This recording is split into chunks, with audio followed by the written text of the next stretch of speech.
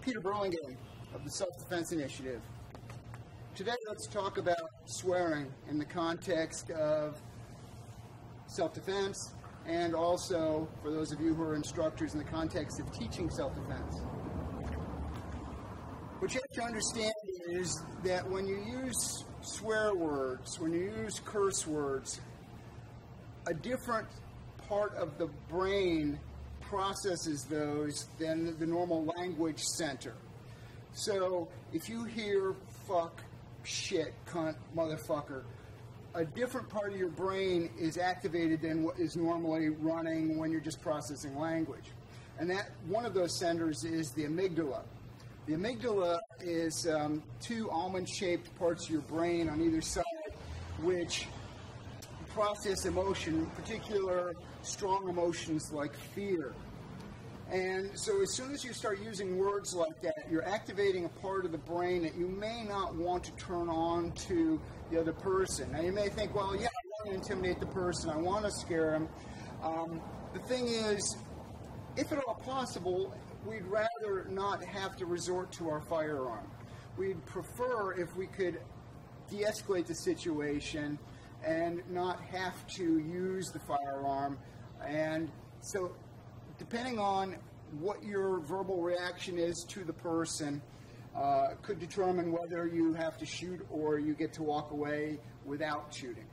So there's also two components here in that one is the effect that your words are having on this dynamic between you and the bad guy, but it also is affecting any witnesses. And so as soon as you start using bad words, any witnesses in the area will automatically look at you differently and not in as good a light as they might be as if you were polite and respectful. Now, being polite and respectful can be done in an assertive manner. Hey, stop coming closer. I didn't say anything bad. I was polite. You can even throw in a sir or a ma'am. Sir, I'm telling you, don't come any closer. That doesn't do anything to, as a detriment to your position in this dynamic, but it puts you in a more favorable light with any witnesses, and that's a good thing. Way back in the pre-dawn of history in firearms training, Motorola had a program where they had, it was sort of the beginning of video simulators, where instead of video they were actually using movie projectors. And so what they did was they filmed a variety of scenes or scenarios, and they'd project them in front of a police officer who was armed with a .38 revolver that was loaded with cartridges that fired cotton ball projectiles. And so the officers would have to react to the scenarios that were presented to them.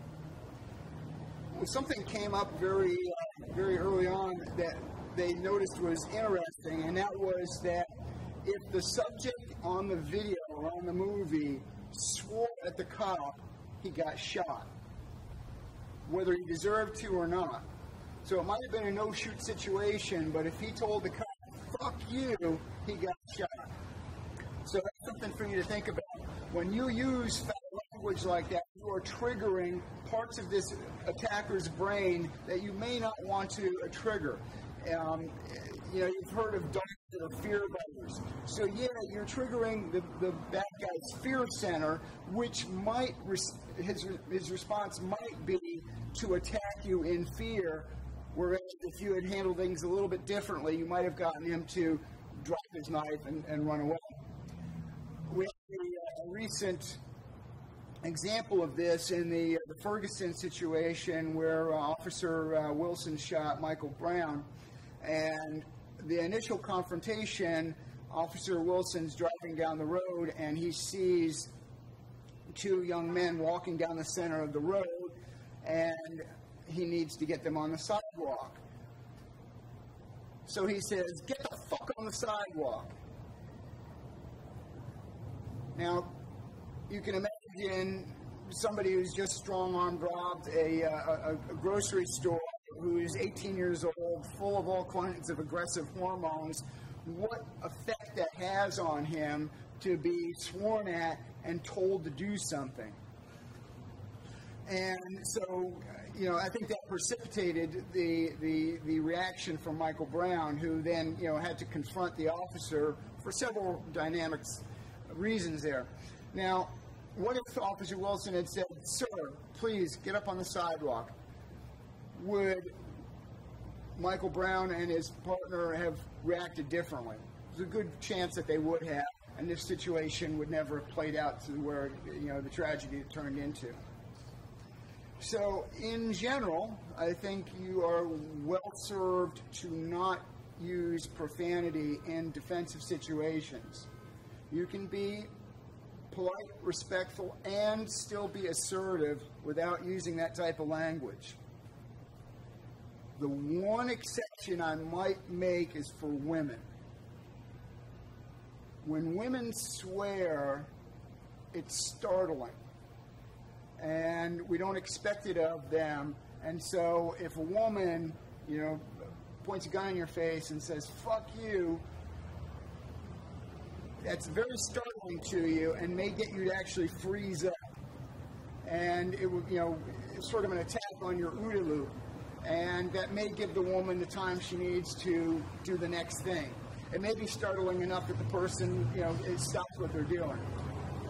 So I'm not recommending it, but if there is the one exception, it would be women being a little bit more effective with swearing. As a follow-up on this, I highly recommend that you look at Steven Pinker's video on language and swearing, because he really explains what's going on in much more detail than I just have. And I'll give you a link on the video in the comments section below. Now, in context of training, there's some debate over whether instructors should use swear words when they are teaching a class. And there are those that say, no, you shouldn't do it. It's disrespectful and it's disruptive. And there's others that say, well, these students need to toughen up. They need to get used to hearing this language. And my position is that using foul language in the context of a course is okay if it's done for a specific purpose. But if you're just doing it because it's lazy and that's the way you normally speak and you're just kind of profane in your language and kind of lazy in your language, then I don't think it's acceptable. Because remember, your students are sitting in front of you and they're listening to you. They're continually judging what you're saying, how you're saying it, and you yourself. And remember that when you say these foul words, it affects a different part of the brain. It affects that amygdala, and it will change how the student is looking at you. And if you have somebody that's maybe a little bit more sensitive, maybe doesn't come in contact with that kind of language on a regular basis, you start swearing in the course of a class for no good reason, you're going to stop the learning process. They're going to focus on that rather than what's going on. They're going to stop, examine what's going on. Oh my God, I can't believe he just said that. And is that really what you want to happen in your class?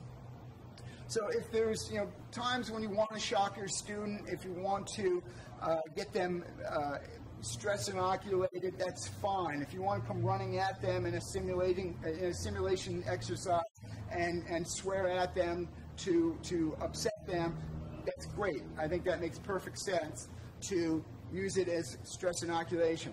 But if it's just in a regular course of business because that's the way you talk, then maybe you need to re-examine why you do what you do. Okay, so just to reiterate, I think swearing is in general a bad idea in the context of self-defense. It will cause problems in the immediate dynamic between you and the bad guy that I think will lead to bad consequences, and it will also affect the witnesses that are listening to you and give them a bad opinion of you, which will color everything that they say about you when they're talking to the police. And in the context of training, I think it should be avoided also, unless it's being used specifically as a learning tool. I'm Peter Burlingame of the Self-Defense Initiative. Thanks for watching. Be safe out there.